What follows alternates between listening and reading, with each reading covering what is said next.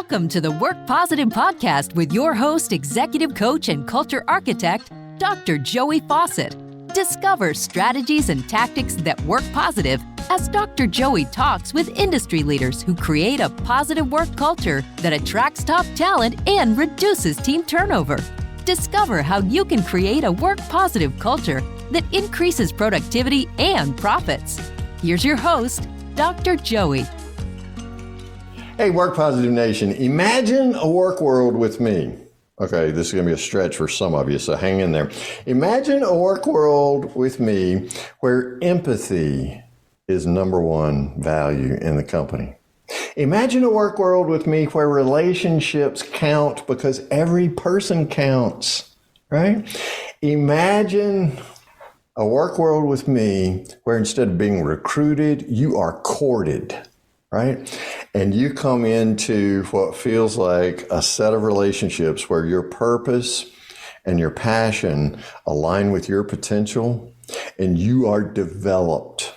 And so work is no longer a four-letter word, but work is something that gives full expression to all of your humanity. And you wake up in the morning saying, I get to go to work. And you leave home and then you can't wait to tell the people who are most important to you how incredible work was. Imagine that kind of work world. What? You're having trouble imagining that? After this podcast episode today, you won't be able to not imagine it. How about that? Because it's going to be such a part of who you are. Because this dude today, man, he's going to lay it out and give you some very specific tactics you can start doing today to transform your work world into the one that I just described. Hey, Work Positive Nation, give a shout out. Help me welcome Chris Tuff. Chris, welcome to the Work Positive Podcast, man. I'm so happy to be here, and I'm going to bring some positivity to that whole work thing, so it's perfect. Bring it, buddy. We're looking for a truckload of it, okay? You just back it up, beep, beep, beep, dump it right on us, man. So I want to start with courtship, because that's an amazing word that you use in your latest book, Save Your Asks, right? Okay, you heard me, Work Positive Nation, asks. That's A-S-K-S. I'm from the South. I have to say it very carefully. Save Your Ask. In that book, you talk about courtship. So do something for us there. Line up courtship, because some of us have been dated really hard and brought into a company, and then it's like we got married and they forgot about us. Right? Yeah. They didn't come home. They didn't say I love you. They didn't kiss us anymore. Nothing. Talk about courtship and this whole attracting top talent process for companies.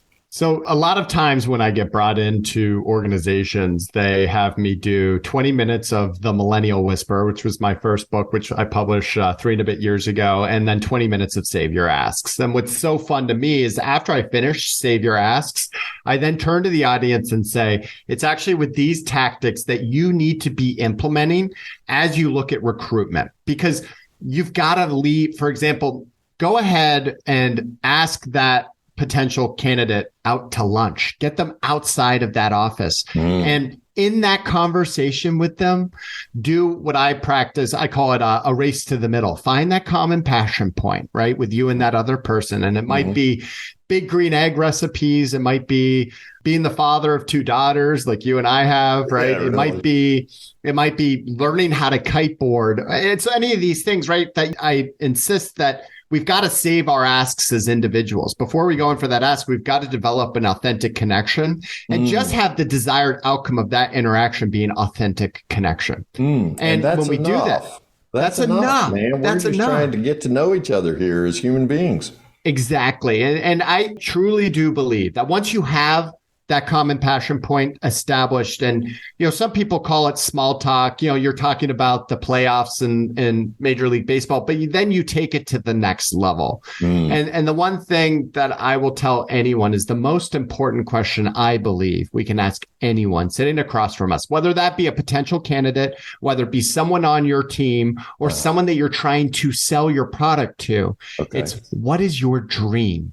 And for some people, that seems too cheesy. And so I'll say, all right, then what fires you up? What gets you excited? What is it that makes you tick? When you can ask that question and they answer it, and you do one thing in your repertoire or in your talent base or within your network to help them take one step towards that dream, you are creating a lasting friendship and bond that is authentic in that connection.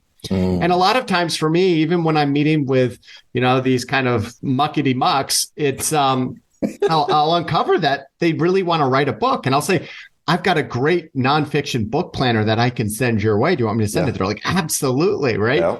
And so that, to me, you look at this courtship, that's needed. That's where we need to shift the mentality of just filling a seat and actually, getting to know these candidates and feeling each other out. And, that is one piece that's missing right now, because everyone's just so overwhelmed. They're so reactive to what's happening around them versus moving from a defensive positioning to an offensive position. And by the way, have it be fun, have it be fulfilling, right? Like that to me is where the magic lives. Oh, it is, man. And fun is one of my core values. So thanks for giving me an excuse to say that word. Yes. I love it. I mean, we just have fun. But, Chris, man, there's this whole thing. What was it last year? The Great Resignation is going on. It's continued into this year. And then now, what the heck? Quiet quitting.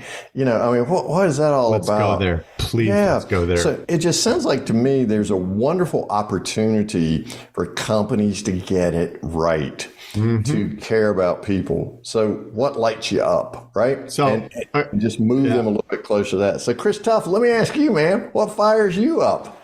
So, it's been within my purpose is to inspire and connect. That's been my purpose for the last 14 years of my life. And it wasn't until I had more and more conversations like the one that we're having that it was in one of them. It was a gatekeeper for a very well-known entrepreneur that's fairly famous, right? And it was in that kind of gatekeeping conversation that on a whim, I said to this person that, ultimately my dream is to uncover as many dreams as possible in others and be the catalyst to then help them pursue that thing. And this is a very logically driven, individual that isn't you. I didn't sense much empathy out of this person. And their only response to that was, "That's beautiful, Chris." Oh, wow. And I'm like, wait, that's it. That is what fires me up. And it's gotten to a point now, which is kind of interesting, Joey, is that my daughters won't even come to Publix with me, because when I feel that energy from someone else, when just like we've been doing 30 minutes prior to this thing, when I feel that energy, I get the grit, I go there, right? And I start asking those questions that a lot of people aren't asking those people. And then I'm stuck, I'm in this amazing conversation. I lose track of time. That's right. Clean up on aisle 7. That's right. And I recently wrote a blog post about this, and it's titled "The Most Important Question You Can Ask Anyone." And it recounts this time that right after publishing Savior Asks in early March, I didn't do the usual author thing. I just took my family, pulled the girls out of school, and reconnected as a family down in the Turks and Caicos. Oh, yeah. And because I knew that was going to be super important as I go off into the world to find that authentic connection with my own family, right? And so I just gotten back. Where I find my fuel athletically is kiteboarding. I just kiteboarded, and we were at this amazing Italian place, but it was this Italian restaurant where there was only we were the only ones in there, and there was these people dressed in tuxedos, these servers, and I looked at my wife. I'm like, this is kind of awkward. We're the only ones here. I kind of feel bad. But this waiter then came up to us, and he had this beaming smile and just this amazing outlook. And his name was John Lee. And John Lee quickly started calling me Mr. Chris. And he's like, "Mr. Chris, your family, the energy you guys have is just unbelievable." Oh, wow. And so we start there, right? And we're there for 2.5 hours. We get to know each other. We do the race to the middle. I uncover the fact that he's one of 11 kids. He's from Haiti. He'd moved to the Turks and Caicos 5 years prior. He has 3 jobs. He's working so hard, and we're just vibing back and forth, and it's right around dessert. And I turn to my wife and I say, I'm going to go there. Are you ready? And my introverted wife, Julie's like, yeah, go there, Chris. Right? Like and she so could John, stop you, right? Exactly, right. So he comes back and I go, John Lee, I'm going to ask you the most important question anyone's ever asked you. Are you ready? He goes, yes, Mr. Chris, I'm ready. I go, what is your dream? You're working so hard, right? You have 3 jobs. I can see you're amazing at your trade. What is it that you're working towards? Because I'm going to help you put a stake in the ground because we've got to be marching towards something. And he immediately replied, he goes, Mr. Chris, I have 2 dreams. And my first dream is to get back to Haiti, to see my family. My mom's sick and I haven't been there for 5 years. That's my first dream. My second dream is to come to America and work in hospitality. That is my second dream. Wow. And I clap, I give him a huge hug and I'm like, you just put a stake in the ground, John Lee. And he goes and grabs our like creme brulee or whatever it was. And I turn to Julie, I say, I'm going to Aladdin this thing and we're going to make his first dream come true right now. Are you ready? And she's like, absolutely. So he comes back and I say, John Lee, here's the good news. I'm going to buy your ticket to Haiti right now. And so you can just focus on dream number 2. And he breaks down crying. He's like, Chris, your family, this was God driven. Like us meeting was God driven. I know that. And I'm like, well, John Lee, here's the good news. I'm not just going to ditch you. I'm not just going to pay for your ticket and do it. And so once again, this is in March. Fast forward to August. I'm on my phone late at night. My wife turns to me, is like, it's 10:30, Chris. What are you doing?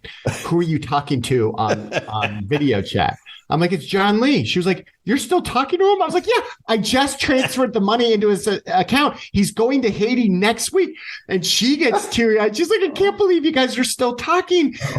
John Lee ends up going back to Haiti. He shares pictures and he actually video chatted me there. And I wrote a blog post about this is where it gets so cool. I wrote a blog post about this, Joey. And on that blog post, 3 very well-known entrepreneurs who I'm friendly with said, hey, Chris, if John Lee needs help getting his visa and needs a place to work, I want to hire him for my company. I'm like, how cool is that? And I tell that story, Joey, because that to me, I don't need any money, right? When I can sit across from someone and it's not just someone that you're trying to sell to, not just the muckety mucks, right? It's in every conversation. Every human is equal, right? And if we can help I see that it is my duty to be that catalyst for others because God gave me this gift that I want to then take to the world. Oh, wow. What's your dream? What's your dream? Man, if you just run around asking that question all day or once a day, right? I mean, just think about how that changes all your relationships and what it does for you. Think about what it does for the work culture. You talk about working positive. Just ask somebody, what's your dream? So it's more than just asking the question, though. It's then putting the structure up under it in the company where people can pursue their dreams. So what are some ways you're seeing that done best, Chris? So one of the big pieces that I work on teams around is actually uncovering purpose statements of everyone on the team. So they put a stake in the ground. A lot of times it's stuff outside of their day-to-day job. And when that happens, I either look at creating side hustles that are fueling the innovation pipeline of that organization that are more in line with that person's purpose statement, or just side hustles that are non-competitive to the company itself. And what's interesting when you actually start scratching that itch of these, especially younger employees, because their expectation is that their passions will be itched. And what's happening is they're not getting itched. Right? That's why the Great Resignation happened. Exactly. And so I think, that to me is a way to pursue it, but it's also thinking nonlinear about our jobs themselves. And one of my superpowers is being able to piece like 3 birds with one stone, kind of like, okay, here's all this stuff. Here's a way that we can get 3 birds with one stone. And an example of that, I was working with a dentist. His name was Bonner, and I was leading a dentist retreat out west. And We had just come from a vision workshop where he put his vision out there was to make $5 million. And I was like, okay, that's fine. But like, I want to now take it, I want to take it to the next level. Vision and dreams should actually be in the same category. So we were going up the chairlift. It was about our 7th run up. I kept prodding him. He's like, it's $5 million. It's $5 million. He goes, fine, Chris, you want to know what my dream is? You want to know? I'll tell you, I want to do keynotes just like you. I want to be a high school football coach. I know I said it. It's embarrassing. I'm a dentist and I want to be a high school football coach. That's what I want to do. I get goosebumps on the chairlift up and I turn to Bonner. I go, look, that's exactly what I'm looking for. Now, here's what we're going to do. You're an amazing speaker. I've seen you present in front of the group. I'm going to help you write the keynote on how dentistry is exactly like high school football. Not only that, we're going to bring you live in Austin, Texas. We're going to bring high school football into the backbone of your culture. And so for your rewards and recognition, you're going to give away an MVP trophy where their name's engraved on it. You're going to put blackout under your eyes to get people fired up. You're going to actually you're going to meld this. And then you're also over the next year going to create a life where you have enough freedom in it that you can start coaching the local high school football team at least a couple times a week. Oh, man. Fast forward, it's now been about 9 months since then. And I checked in with Bonner and all of those things have actually come into fruition. And he actually just had his first son. And he said to me, it's now my goal by the time that he's in Pee-wee that I've created an ecosystem where I've freed myself up to coach him. He was like, and by the way, there's nothing as marketable as high school football in Austin. And it's actually helping the practice. So that's the other example, Joe, more extreme that we've got to get creative about this stuff as well and not think so linearly about work versus life. Yeah. What keeps us from being creative, Chris? What I find is everyone's exhausted and overwhelmed. In a world that moves faster than ever before, we aren't necessarily playing to our own strengths and delegating those weaknesses. That to me is the name of the game. And the more we can know ourselves, act on how we know ourselves, and then take enough peace in our day-to-day, enough time to be bored, right? And not on our phones. Because it's actually in those moments that creativity hits. It's boredom that really creates the most creative moments. So that to me is what's missing. Cultivating boredom. Yeah. How do we cultivate boredom, Chris?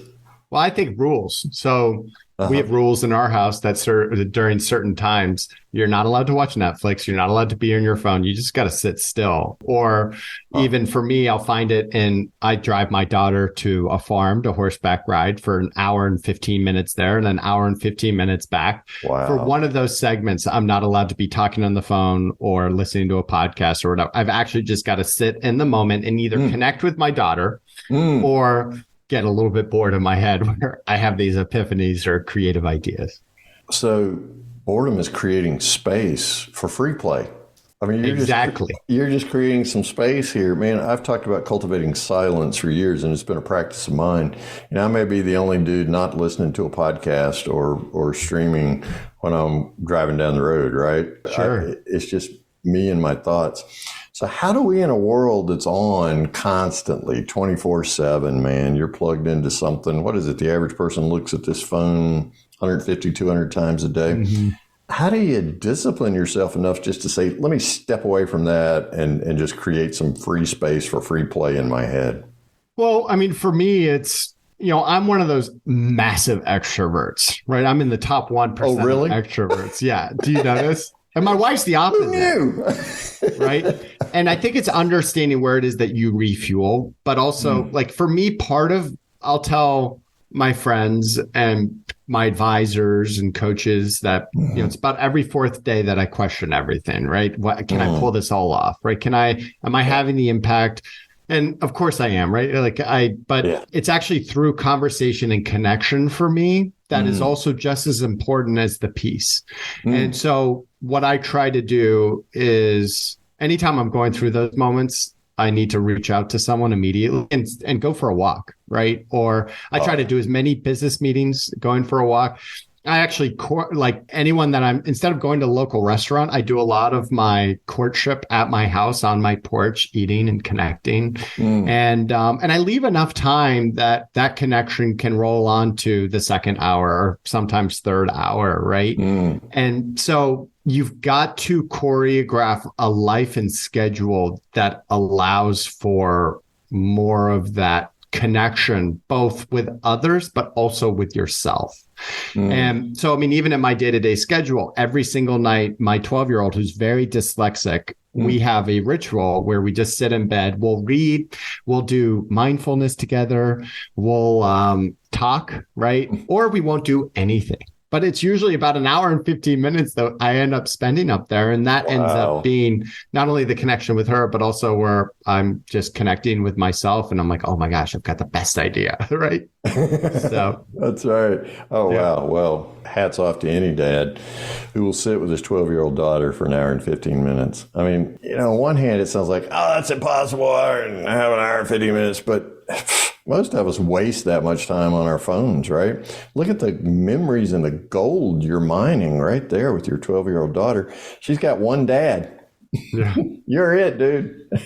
And we fill instinctually, we fill it with Netflix. And I listen, like I'm just as guilty as anyone else, right? Reaching for my phone and filling those times. And by putting rules in place and creating schedules that ensure that time out, I'm getting better at it. I mean, and that's always a work in progress for me because joy for me comes out of connection and momentum, right? Which I don't necessarily spend as much time with myself for that connection. And it is important, right? And so I'm trying to find those pieces in my day-to-day that allow for that. Even I'm on planes once a week, pretty much.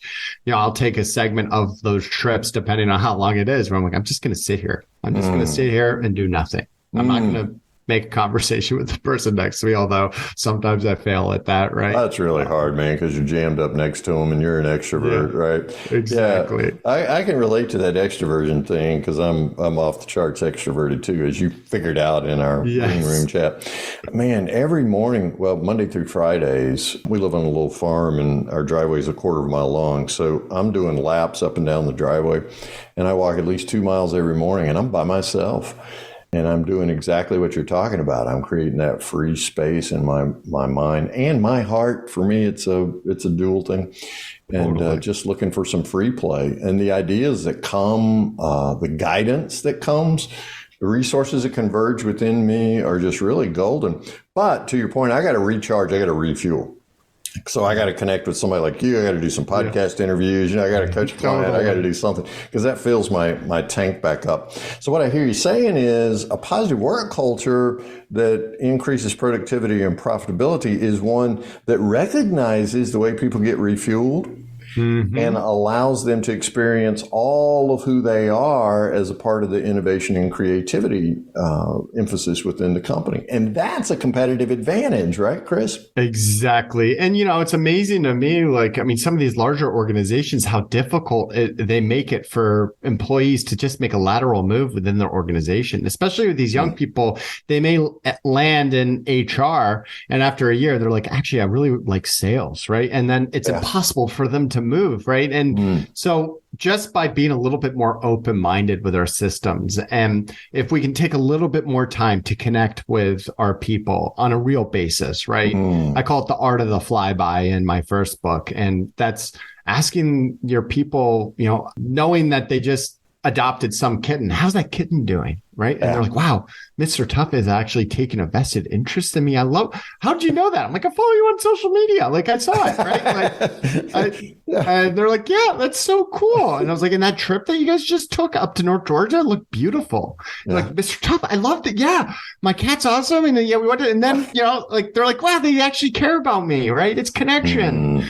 And we get so obsessed with the other stuff that we forget the most important part, which to me is that as people, as individuals, we all want to feel loved, appreciated, and recognized. And obviously there are nuances within kind of the millennial and Gen Z set that make it even more profound. But so that's what I'm trying to open more people up to, and it works. There's so many people who at work sense themselves as invisible. or they've been reduced to a task. That's actually a human being, not a human doing, right there. Yes. Sitting at your desk. Chris Tuff is my guest on this episode of the Work Positive Podcast. Chris, as they're listening, what's a website of yours they can go to and flip through? Yeah, the best place to go is Chris Tuff, TUFF.me. It is a brand new website, and it's got all the resources, links to the books, as well as to all of my social media platforms. I'm super responsive on both LinkedIn and Instagram. And go to christuff.me. Awesome. So you just mentioned a challenge that companies face today, and that is we've always done it a certain way. Somebody's in HR. Hey, you're in HR. What do you mean you're interested in sales? No, there's no lateral path there. What are some other challenges that you see within companies today that really prevent that kind of purpose and passion, fulfilling promise alignment?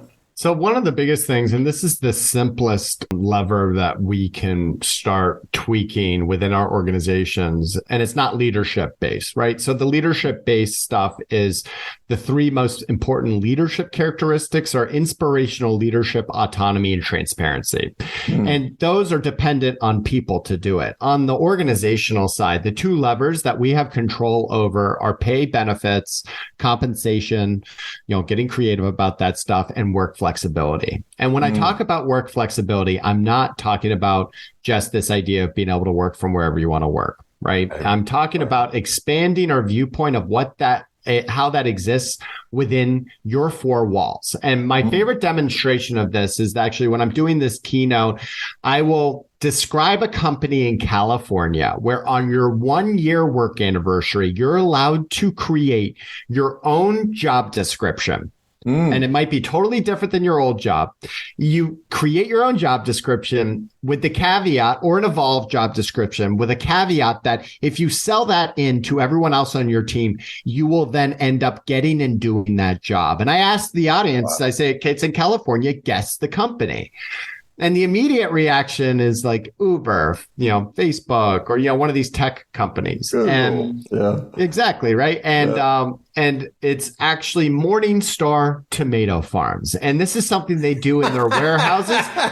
And they have Morningstar Tomato Farms. And what's funny is I found this story in a Wall Street Journal article, right? Like the last place you thought you would find it. And I started to do research. They've got a 99% retention rate. And so as we look at work flexibility, if we can create more of a choose your own adventure for especially our younger employees, but also our older ones, then we will not only be able to retain them, but we're actually going to be able to curate the best talent out there. And the same is true when someone's outgrown that organization. Let them leave with grace. Give them a pat on the back, give them a high five. And people will even ask me, they're like, Chris, you're such a nice, emotional, empathetic person. How do you fire people? I'm like, it's actually hilarious because it goes something like this. I sit down with that person and I will say, hey, let's just say his name's Keith. Keith, I can just tell you're not near as fired up as you used to be on a daily basis. I'm getting the feeling that this might not be the right fit. Tell me, what are you feeling when you come in the morning? Do you have a source of dread or are you fired up? And finally, Keith's like, yeah, Chris, I'm not digging that. I'm like, that's awesome. Well, we did your purpose exercise. I know where your strengths lie. Let me help be a connector for you at so-and-so organization, because you shouldn't be in advertising, for example, right? And then Keith will lighten up and be like, oh my gosh, that's awesome. I'm like, and by the way, it doesn't serve either one of us now for you to stay here. You got to take action. And so I will then a lot of times like hug that person and they've got huge smiles on their face. And these other executives are looking at me be like, what just happened? Right? What just happened? And once again, it's not always like that, but a lot of times it is, right? And to me, it goes back to my own kind of duty, if you will. God made me the way I am to help be a catalyst for others and to be that both coach and mentor, but also that fire to light them into that direction that they were or evolved to be. Or to recognize that spark within them and just fan that flame, man. Put them in a place where they can succeed, right? Exactly. Because what you just described is the antithesis, the antidote to this quiet quitting that's going on right now. I got to keep the job. I got to pay my mortgage. I got to pay my bills. I'm just going to keep my head down, hope nobody sees me or notices me. So that's when I want to become invisible, right? Exactly. Well, what you do is you name it. Okay. Yeah. Know what your purpose is. Know what your passion is. Know what lights your fire. How's that going for you? Right? Well, it's obvious to both of you. So you just create this safe, trusting place where you can get honest, and then you help the person out, right? Exactly. And I actually have in my keynote a visual of I created a quiet quitting decision tree for employees that they can follow. Because to me, there's nothing worse than quiet quitting. It's complacency. No one should be okay with complacency. No. And a lot of large organizations or even small ones, everyone's overwhelmed. So it's up to the employee to raise their hand and start taking action towards the things that they want in their day-to-day job. And quiet quitting to me is the equivalent of like when you get into an argument with a spouse or a loved one and you give each other the silent treatment. And when it's all said and done, you're like, what? Why did we just waste 3 years of our life or 2 months or 2 weeks or 2 days not talking to each other? How silly is that? 2 minutes, right? Yeah. So I'd rather you pull my fingernails out and make me go through the silent treatment. It's just utterly ridiculous. Man, I love it. Chris Tuff is my guest on this episode of the Work Positive podcast. So you mentioned a couple of your books, The Millennial Whisperer. Yeah. And then your latest one is Savior Asks. Yes. Okay. So both of those are available wherever fine books are sold. Exactly. Who's reading which book? That's a good question. So, I mean, Savior Asks is a lot of salespeople, right? So it's about how to better network and sell, although I wrote it for everyone, right? We all need to become better at networking and sales in our own lives. And then, I mean, the Millennial Whisperer has done tremendously well. And even post-pandemic, it became a bestseller again. Oh, wow. Because all the things that I put in it it's more true now than ever before. And so, I mean, it's a lot of C-suite, large organizations. I mean, all sorts of organizations. But, what's interesting is that you look at some of the things that I learned through these generational differences. And as you look at salespeople specifically, within younger people, that interpersonal muscle that you and I developed day in, day out isn't as developed because of social media and digital. And so it's up to us to help train that. And so I'm finding that I've got a really nice sweet spot with young sales teams, especially in the software sales side, where all of them are going in for the asks way too early. They're going in with, the automated ask on LinkedIn. This happens to you all the time. All of a sudden, someone sends a connection and then nanoseconds later, they're asking for something. And so we just flip that script for people. It'll make a world of difference. And my favorite tactic coming out of Savior Asks is this tactic that I'll have people take where one of the themes I found with relationships and even the bestsellers is that creating a relationship is easy. It's sustaining it that's so difficult. And the tactic, I say, And so how I deepen my relationship so fast is I video text message everyone. So if I meet someone from Delta, for example, I did a speech about 6 months ago. An executive from Delta was in the audience and he shared he was like, Chris, I'd love to bring you in on my team, blah, blah, blah, right? And then I sent him a video text message after he gave me his phone number, and then he gave me one. And then we were going back at least every single week with these video text messages. And 2 weeks ago, I just did an all hands meeting for that team that he flew in from South America. And he's like, Chris, I feel like we're like best friends at this point. And I'm like, all of our interaction has been on video text messages, right? And so that's one of my favorite tactics is, and for those listening, when I do these executive retreats in the woods, I'll have everyone think about someone in your life that's had a massive impression on it. That if your life was a tree and you have these branches, who was one person that helped you move from one part of the tree to a new branch? Everyone has those people in their life. What I want you to do is think about who that person is, and I want you to reach out to them and thank them for making that impression, and do it via video text message and send it. And what happens? So over the next 3 hours, people start to hear back, and there's tears of just like gratitude and joy, and like that's what we need more about, right? And if we can all just approach relationships with the desired outcome, just being authentic connection, then business will come out of that. right? It shouldn't be the first thing we go after. Oh, absolutely. Yeah. So Chris Tuff, Work Positive Nation, always wants to know one thing, and you just named two great one things. Yep. So if there's one thing you could say to somebody in Work Positive Nation, hey, here's what you can do to create a positive work culture right where you are starting today, what would be that one thing you'd encourage them to do?